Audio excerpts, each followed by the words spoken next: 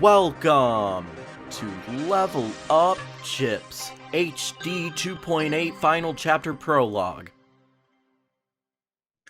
Hey y'all, welcome back to Level Up Chips, the weekly gaming podcast from CM Life that talks about everything game related.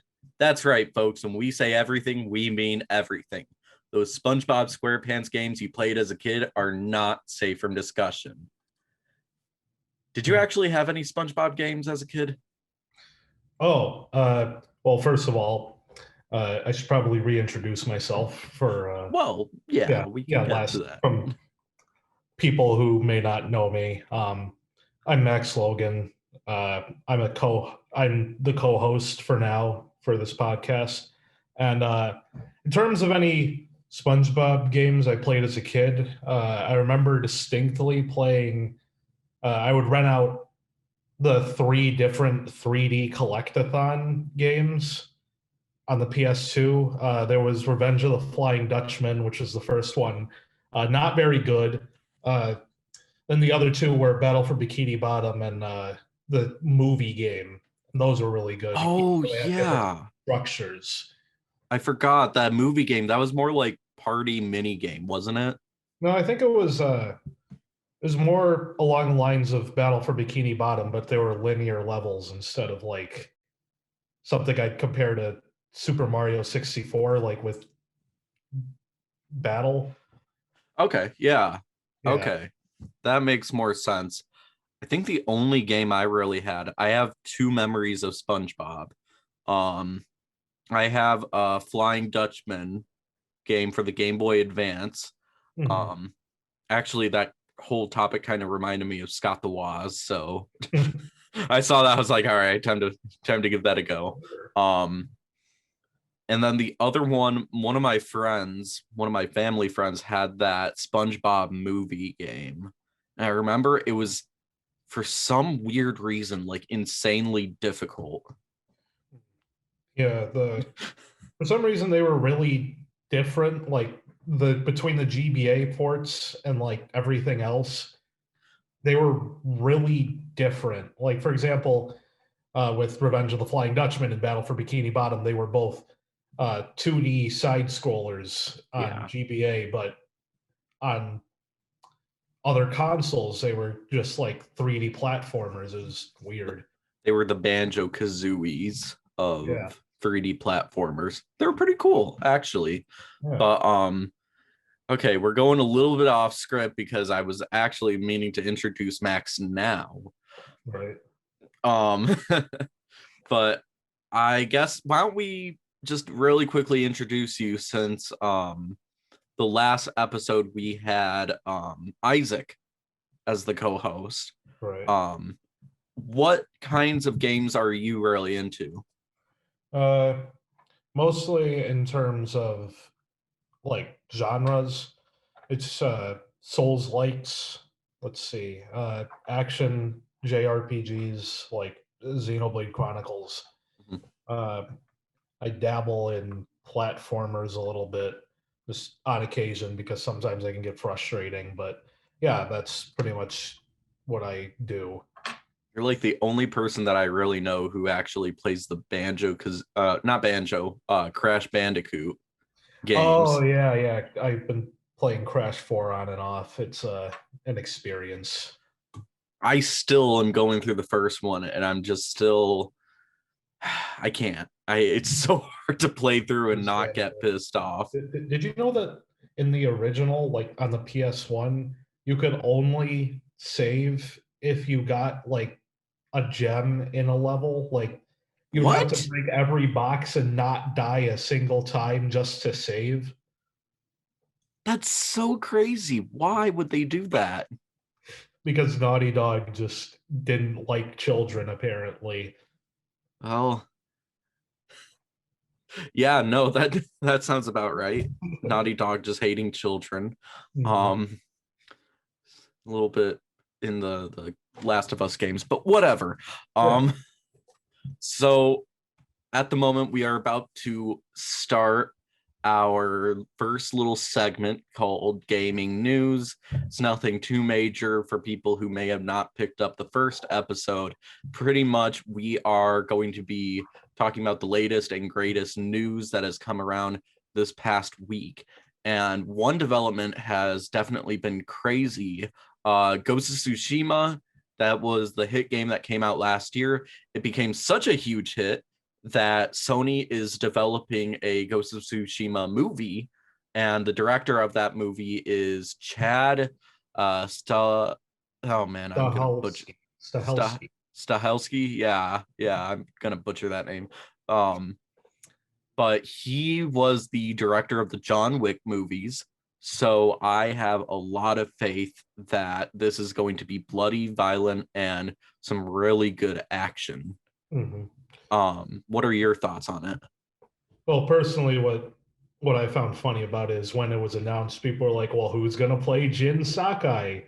When the voice actor for him literally looks exactly like him and is the voice. So why not just have him be the main character? It becomes a point of like these video games are getting so realistic and very cinematic. Why not have those, actors who have the faces, have the actual like look and tone and acting premise of them to just play those characters in movies? Mm-hmm. It's kind of like if they did a God of War movie and didn't have Christopher Judge play Kratos. It'd just be weird because he was in a mocap suit doing all that stuff. So he kind of has already kind of been Kratos. Do you think they'll actually make him get the ashes of his children and wife on him? And I don't know about that. I'm not sure. Just every time that they want to like get the ashes off, they just get a vacuum cleaner just to make sure they get them back.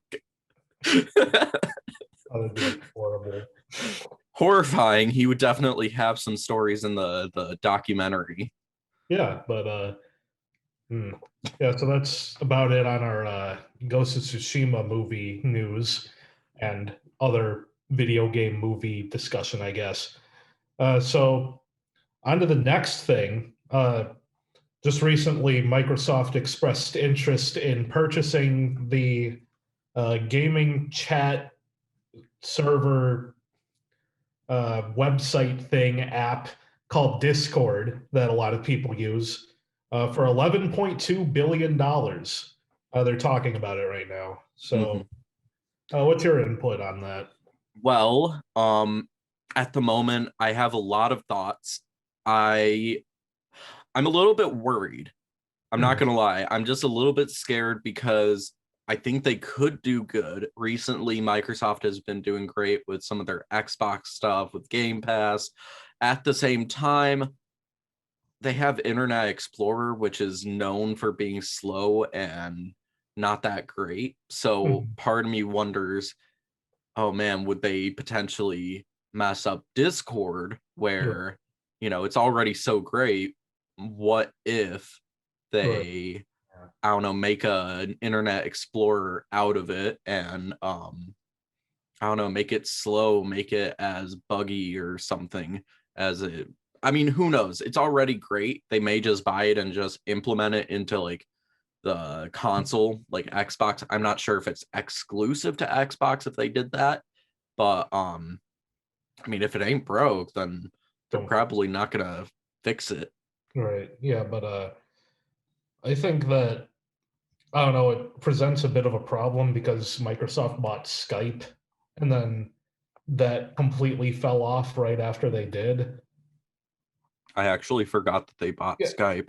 Yeah, and yeah, so I'm just a bit worried on that front, but in terms of it being exclusive to Xbox or whatever, I doubt that because they already have Game Pass on PC, just available for people who sign up. I don't know. That does kind of scare me. A few years ago, we were still using Skype, and now during the time when Skype was needed the most, that's when everyone said, let's use Zoom, let's use WebEx. Yeah. or Discord. I think the problem was that it couldn't host more than like a certain amount of people, and Zoom can do 1,000. So Yeah, that'll actually do it. So there's that news. We don't know when they're gonna actually buy it, if they're gonna buy it, but all we can do is wait and see if there is impending doom. Moving on. So one big thing that Nintendo lost a couple of years ago at this point is the beloved president of Nintendo of America, Reggie Fils-Aimé. Now, he was the guy, the man, the myth, the legend, who had the hit phrase, "My body is ready," when he was getting ready for the Wii Fit demo at E3, and he left Nintendo back in 2019. And he joined GameStop as a part of the board to like go help. Yeah, kind of like board of directors type of stuff to help them out. And just this past week, Reggie has decided to already leave GameStop. He's not the only one, though. There were some people that came around to join that board of directors back in March 2020, and they've decided to leave. There's no clear reason for this departure, but I guess the biggest thing that people are wondering is what's next for the fella? You know, what's next for Reggie? Because he's usually doing a lot of presentations about success and, you know, talking about the game industry, usually at colleges. So I'm not sure if he's going to keep doing that, but I'm not sure what you think about this, Max. I'm fairly certain that he's a professor at some university in, I think, California. So he's probably going to keep doing that. And I don't know, maybe he's just off the gaming industry boat for now. Just, gonna spend the rest of his days just, teaching. Yeah, I can only imagine he was probably expecting GameStop to be a very simple, easy type of Work. job Yeah. to work with. And then, you know, the whole why am I blinking on it? Wall Street stock issue bad. with GameStop. Yeah, I'm surprised that there's that. That definitely probably affected him. And I said that a lot, but he definitely probably got affected because it was a huge change in what GameStop was doing. It looks like they're also getting a lot of different workers from the service called Chewy. GameStop is starting to get some of the people from Chewy, which is a internet service to bring around pet supplies from online, just deliver them kind of like Amazon. It's really nice. It's really easy. I'm wondering if Reggie is maybe, I don't want to put words in his mouth, but maybe he's not the happiest about A, the Wall Street problem, and B, some of the direction that GameStop is going towards, because it seems like they're going towards an online format, almost like Chewy, rather than the brick and mortar stores.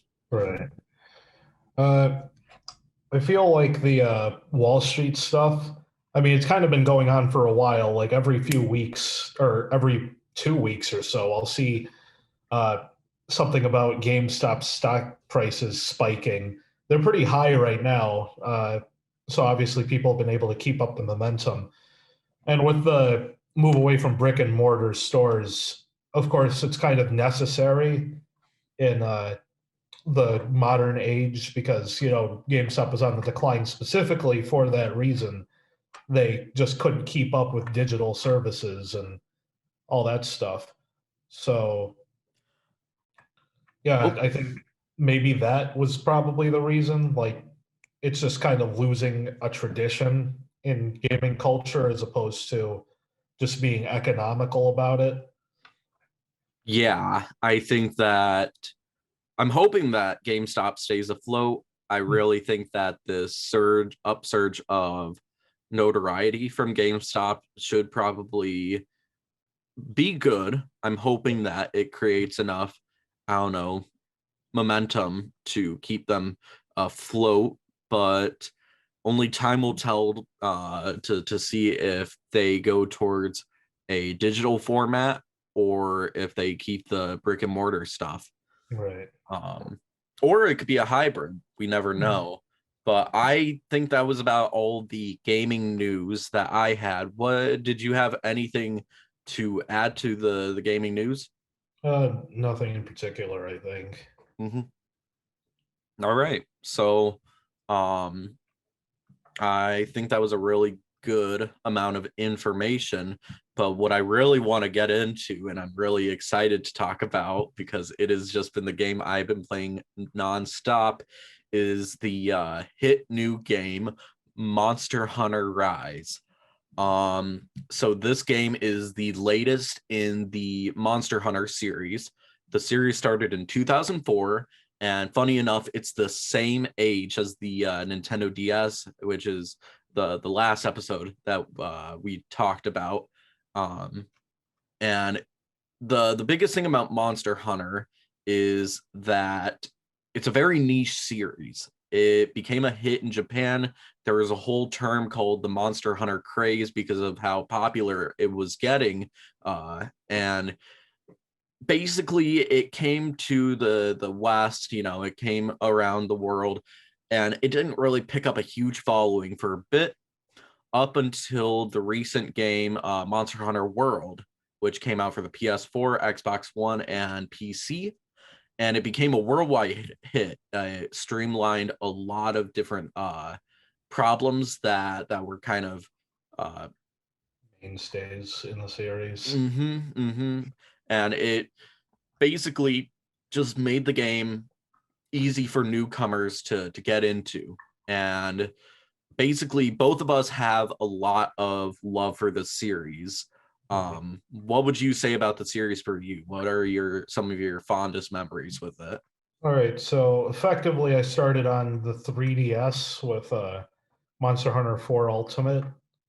Uh, that was also a surprisingly high selling game in terms of the foreign market because it was advertised so heavily.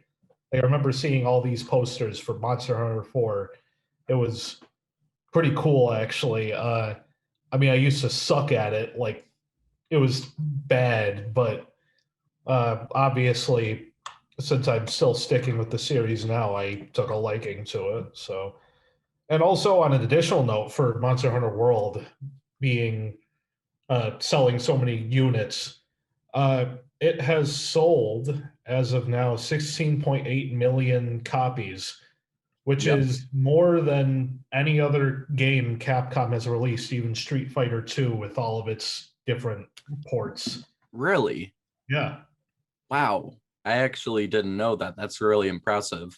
Mhm. Um, yeah, actually, Monster Hunter World, I'm one of the people that got that game and I absolutely loved it. It was my first Monster Hunter game. I've tried getting into it because my brother, he got into it. It's funny enough on the Wii, back with Monster Hunter Try. Yeah. Yeah, Try. Um, and it got on the Wii U, it got on the 3DS, and he tried getting me into it, but something didn't really click with me. There's again, it's very niche. You have to really, really be into it to actually play the game. Right. Um, and for that point, I wasn't really clicking with it. And it probably like took about 2 years until I finally got into Monster Hunter World. By the time Monster Hunter World released, I wasn't into it. 2 years later, I got the pre-owned version.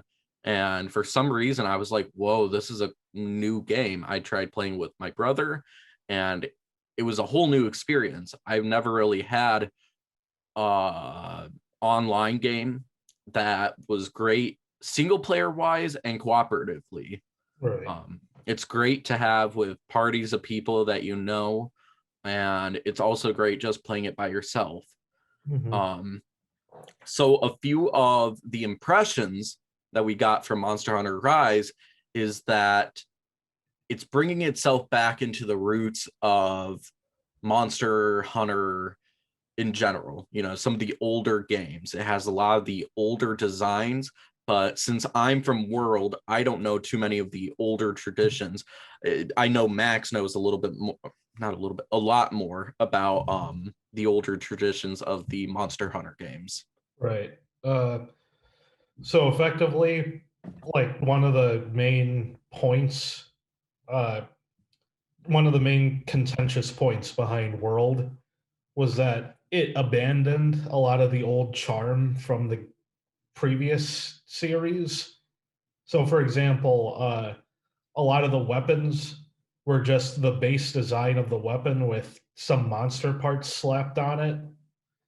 So in Rise, they made a point in the advertising to say that the old weapons, the way they were designed, are back. So they look way cooler and more unique. Uh, let's see. There was also another thing that I think we mentioned last time, or you mentioned last time. I'm not sure.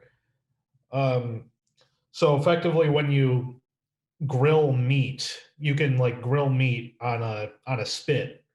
If you make a well done steak, there will be a little voice that says, so tasty." I And actually haven't heard it yet.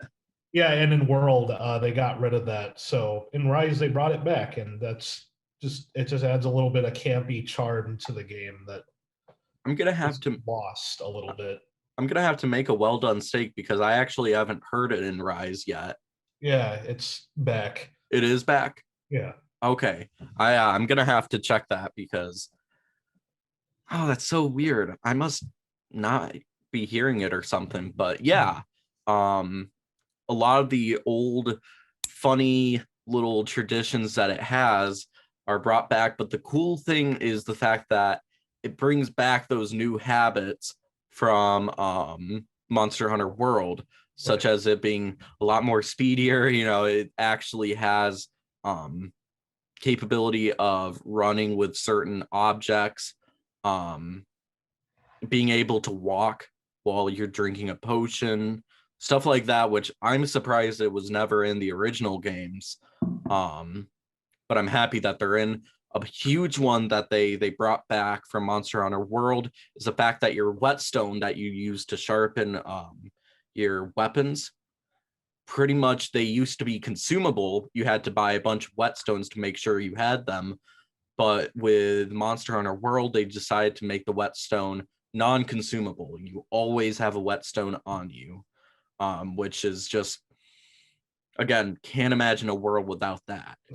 So on top of that, they added some really, really neat features that, again, makes the Monster Hunter world feel slow in comparison.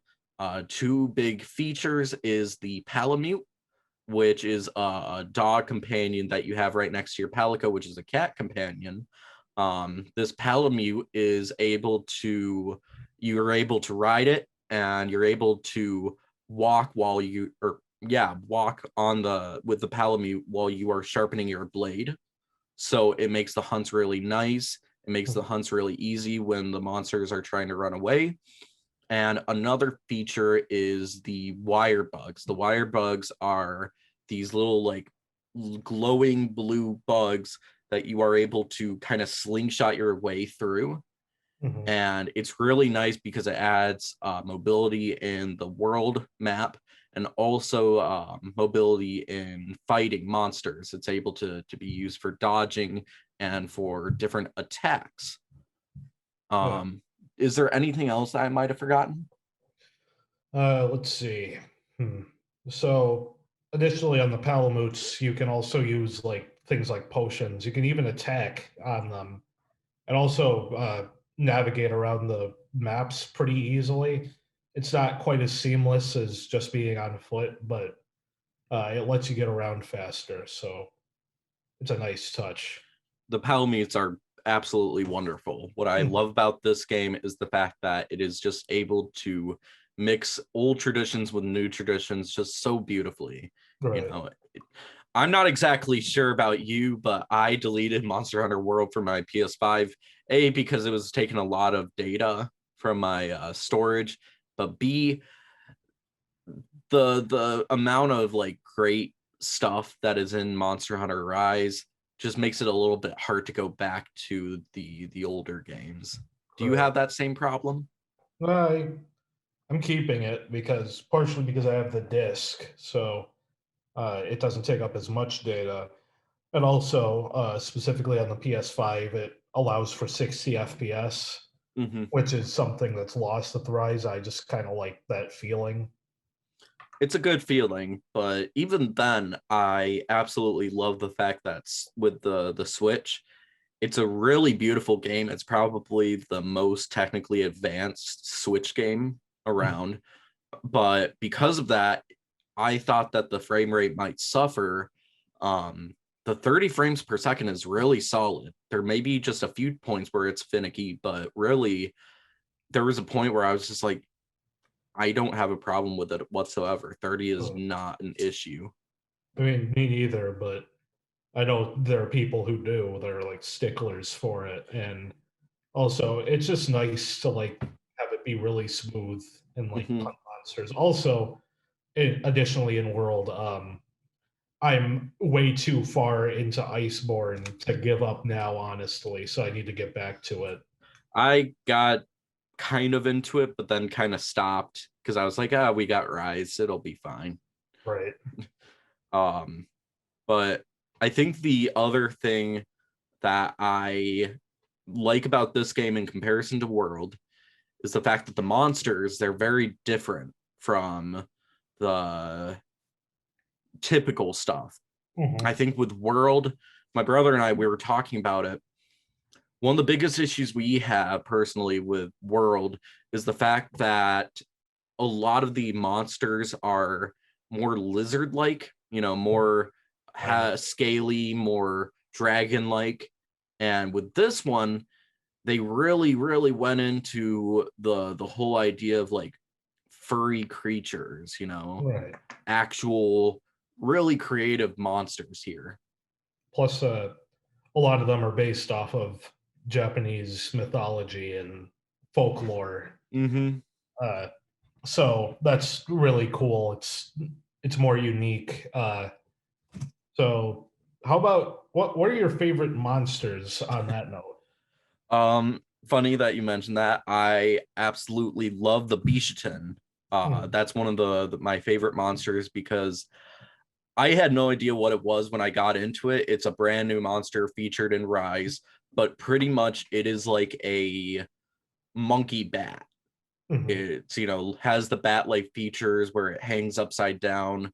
Um, but it has the monkey-like features where it has hands and it likes to throw and sling a lot of fruit. Usually with monkeys, it's feces, but we'll take this. So I absolutely love this because the intro video that they had for the Bishaten is him hanging upside down from this one ruin, this little Right. shrine looking uh, piece, and he gets some fruit and he pretty much snipes a bunch of like little small pigs that are trying to run away from him. And it was like the coolest thing I've seen. I mean, it was just a beautiful mix of both creatures.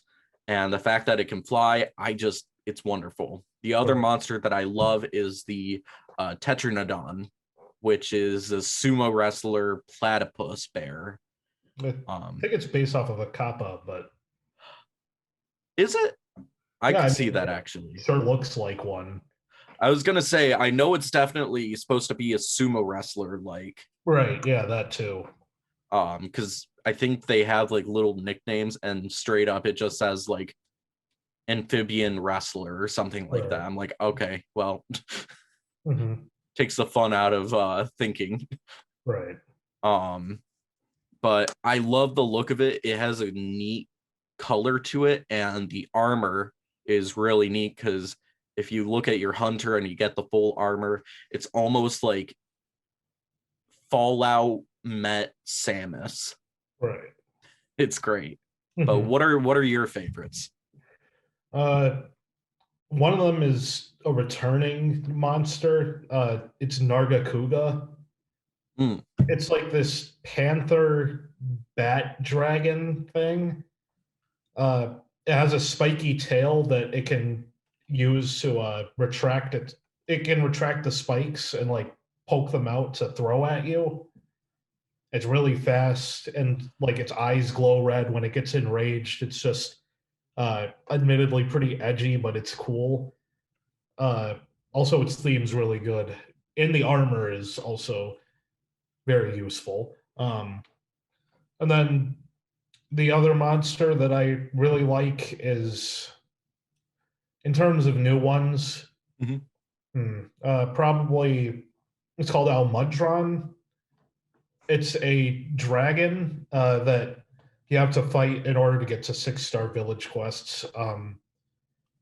It pretty much just controls mud with like its tail and stuff. It can throw it at you. It makes like big mud waves and pillars and stuff.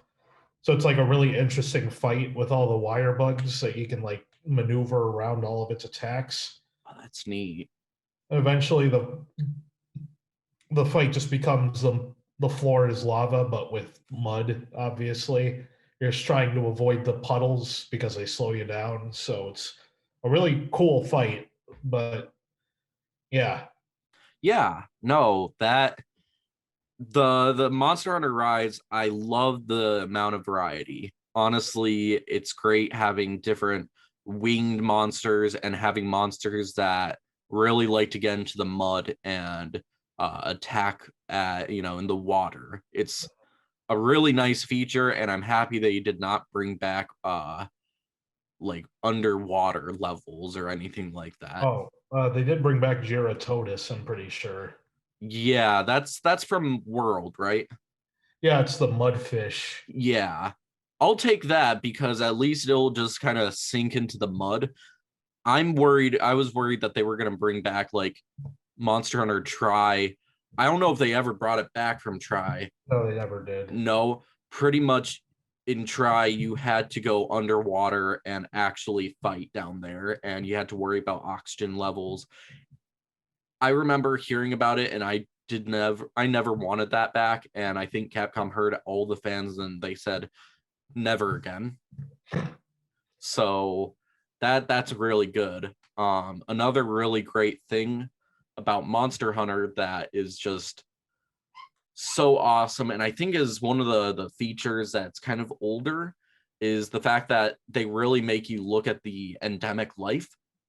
Oh yeah, it's mostly from World. Before, the environments were more just like individual arenas where you'd fight the monsters, and like there are like different aspects of each, but on the whole, you couldn't really interact with it. In World and Rise, they really emphasize your interactions with it. So with the environment, so you can like pick up different forms of life on the ground and use them to your advantage and whatnot. Yeah, no, that's really neat. With what I love about like Monster Hunter Rise is the fact that you can get some of those bugs, you can get some of its I think what they call it, dust. I think yeah, the bugs that just kind of come along to you and they just kind of give you like, oh, those are birds. Are those birds? Yes. Oh, I always thought they were bugged kind of like the vigor wasp. No, it's different. Okay. Well, no matter what, I like that the endemic life is pretty much able to get that pollen. I think that's what they call it, pollen.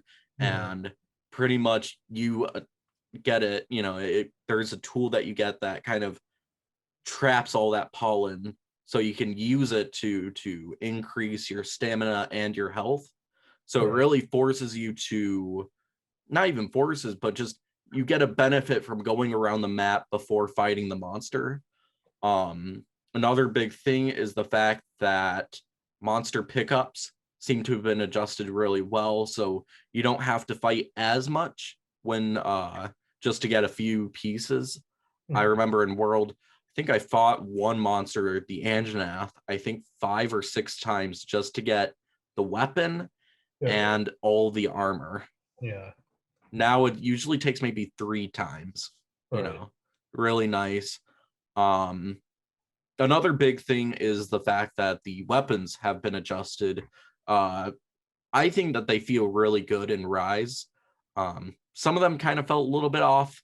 I think I used the switch axe before, and it didn't feel as good in this one, but I think that the longsword is just absolutely beautiful in Rise. That's understandable. Mm-hmm. What kind of weapon do you use?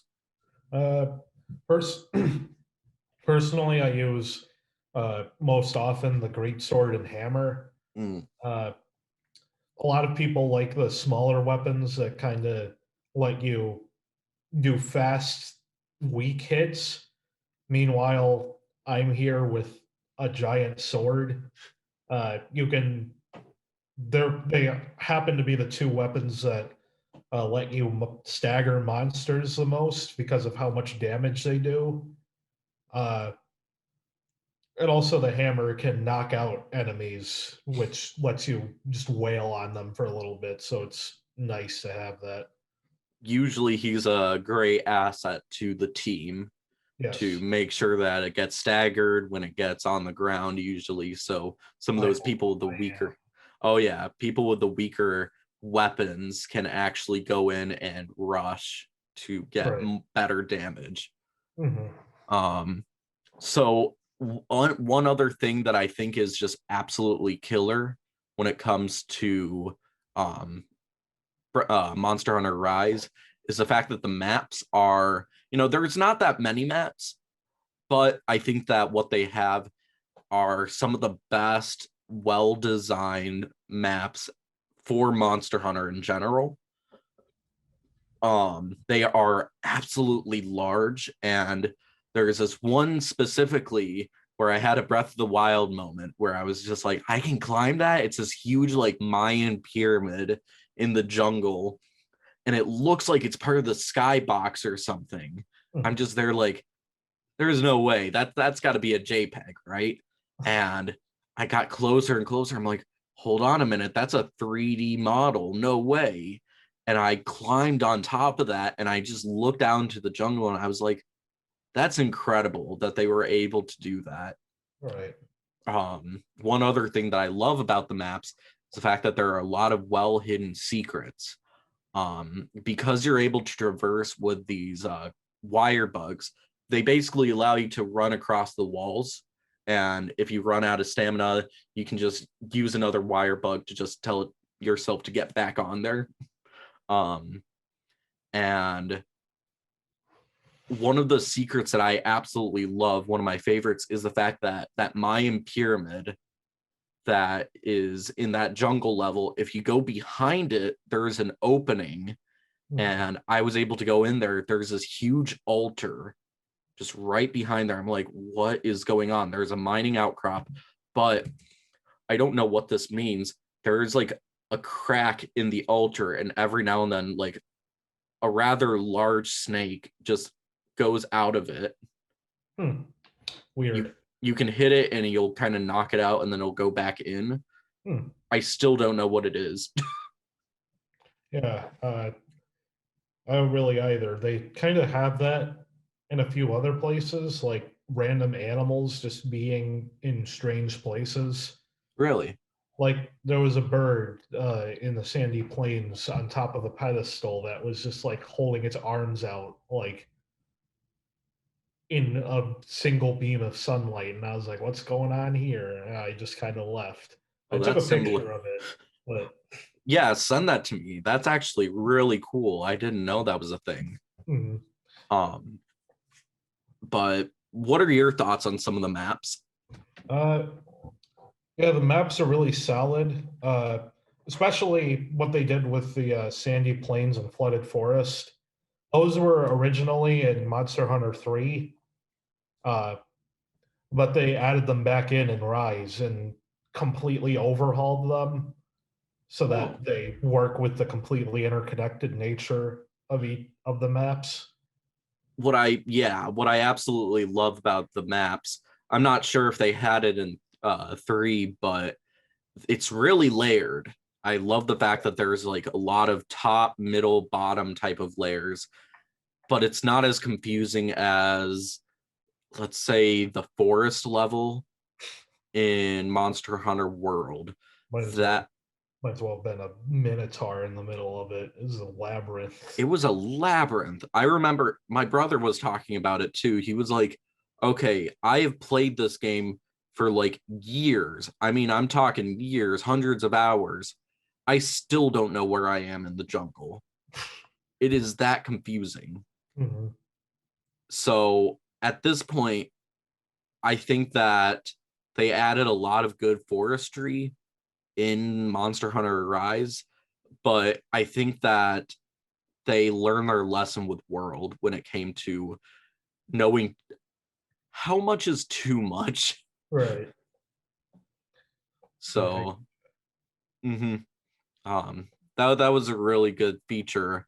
Um, and I think the biggest thing, I've been talking about my brother a lot, and the only thing that has been possible with this is the internet. I've been able to play with him uh, with the internet, and it has been buttery smooth. right.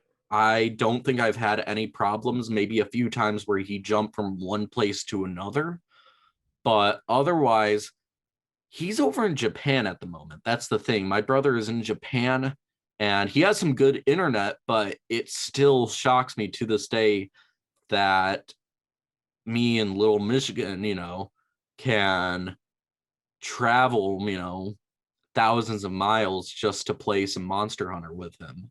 Right.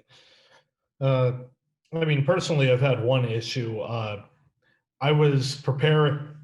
Me and some Discord friends were preparing to go hunt Magna Mallow, which is the monster on the cover. It's what a lot of people call the flagship monster. Yep. And when we got into the quest, my internet just like conked out completely. I'm pretty sure Magna Mallow used its ultimate attack of attacking the router. Uh, so yeah, I tried that twice. It went just as poorly the second time as it did the first. As soon as I hit it, like the internet just died. Uh, so yeah, besides that, it's been really smooth. And another improvement in this game is that before, when you had to do urgent quests to increase your hunter rank, you would have to do them each time, one time per person, if everyone had the same quest. And in this game, you can just do the urgent quest once And and be have over it be with. done. Like it counts for everyone. So Yeah.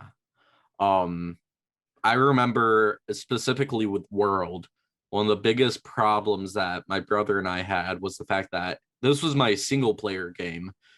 There were a lot of problems. One of the facts is you have a guild in Monster Hunter World, mhm, and things got really tricky with who owned it with what.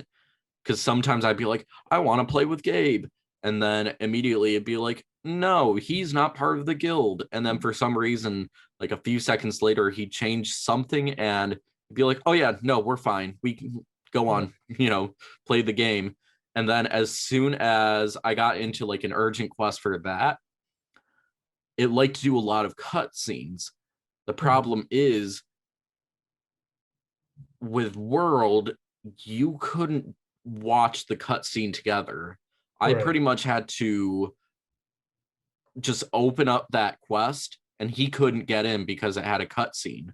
So as right, soon as the cutscene was finished, that's when he was actually able to get in. So like, I had moments where I was in a cutscene, a huge monster came along, and I'm just like, I can't fight this thing by myself. And then it's about to like attack me. I'm like, Gabe, you can get in, you can get in. And he's just running along, just like, all right, I'm coming to the rescue. And I'm just here, dodging and getting like chewed on by this absolute tank of a monster. And I'm just like, why can't they let me have cutscenes? Why can't he witness those too? Mm-hmm. Yeah, but overall, the server experience for Rise is very solid. On an additional note, you can only do high rank quests in the multiplayer aspect. Oh, You can do them alone, but it just the monsters are made tankier for the purpose of you're supposed to be fighting them with more than just yourself. So if you yeah. want to do them, then if you want to do high rank quests, which are just more challenging than, of course, low rank, then you gotta do the hub. Yeah. Which I'm excited to do that. My brother and he was not able to play yesterday, but I know that tonight we are definitely going to be playing a lot more. Right. So I'm really excited for that. Um, Overall, this game has just been a dream come true. It's one of those things where I was having just a little bit of trouble playing games. Some of them weren't just not, some of the games I had gotten recently, I was just not connecting with as much as I wanted to. And then Monster Hunter Rise came along. I had high expectations. I was getting worried that my expectations were going to kill it. But I got so much more joy out of it than I ever expected. Mm-hmm.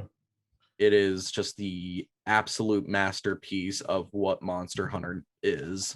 Right. Yeah, I gotcha. What have you overall, what were your thoughts with Monster Hunter Rise?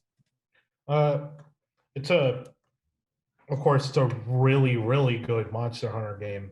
I mean, I'll always connect more with the games I played earlier, just because nostalgia in 2015. God, I'm getting old. Yeah, so effectively, I think Rise is probably like the most overall solid experience. Uh, Another thing to touch on is that the characters are really charming, so you actually like feel like you gotta help the village as opposed to them just saying, "Oh, go hunt this thing." Yeah, Yeah, it and feels like a good defense. yeah, it feels like you're actually defending characters instead of some imaginary NPCs. It's really nice. I absolutely love the characters in it, and I can't wait to play more of Monster Hunter Rise. I think as soon as this is over, I'm just gonna, I don't know, maybe fight Magnamalo again. That'll be like my third time. Nope, fourth time. Hmm. So I think that is about as much as we had for Monster Hunter Rise. Um, let us get into the final segment of our little script here, and that is the game recommendation. This is going to be a little bit quicker than usual, but this is completely randomized. There were a lot of different picks. I put in a list of different games, and I had a random picker online choose it for me. And today we have Animal Crossing New Horizons. It's funny that we got this one because it was released the same day as Doom Eternal, which we recommended last episode, which is pretty awesome. This game, Animal Crossing New Horizons, is very chill. It's one of those games where it was a hit. I feel like a lot of people have heard about this, and if they haven't, they've been living under a rock. But if you haven't heard about it, let us explain as soon as you get out of that rock. Pretty much this game is all about home design and island design. Pretty much you are able to customize this island as much as you want. You're able to get different supplies, different items, different furniture to make sure that your island is as fit as you want it to be. That could mean getting a beach house, right next to the shore, and having all sorts of reclining chairs outside so you can just bathe in the sun. or you could make it as, I don't know, industrial as you want, or it could just look like a office. I can't imagine a person actually looking at like an island being like, it needs to be more like a cubicle. Right.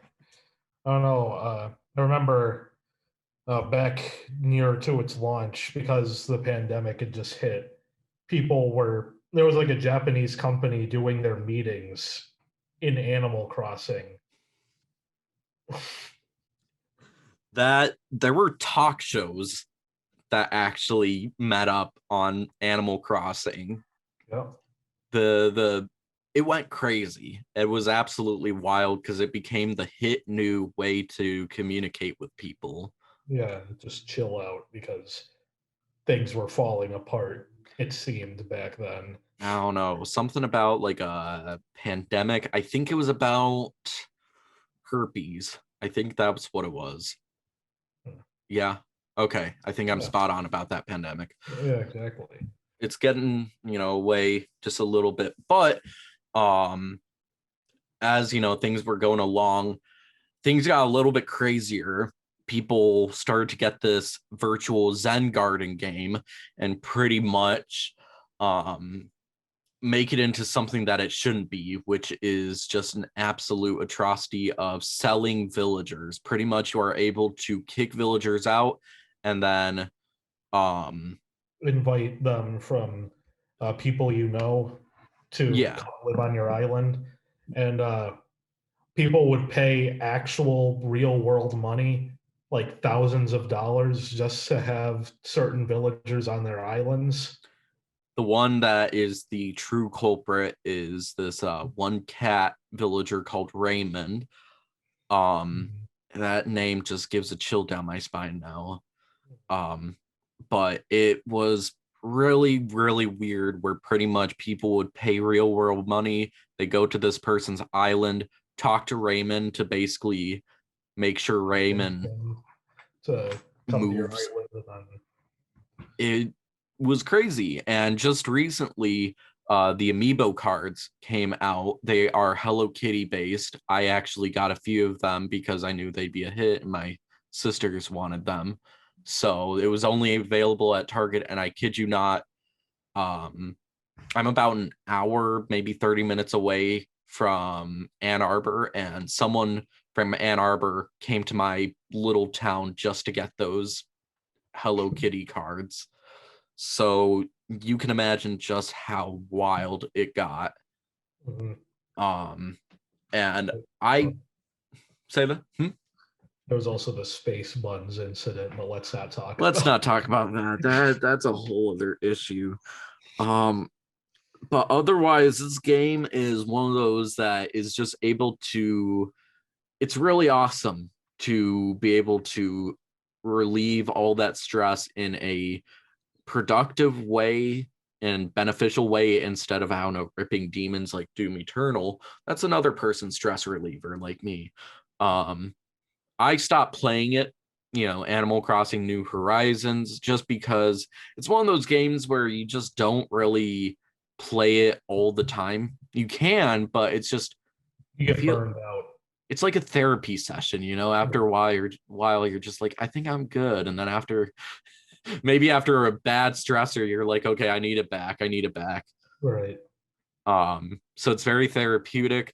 I'm looking to get back into it, because it's been a little stressful, but I think that there's been some great updates that came along from multiple months of new villagers coming around, new shops coming around, and celebrations like Easter coming around.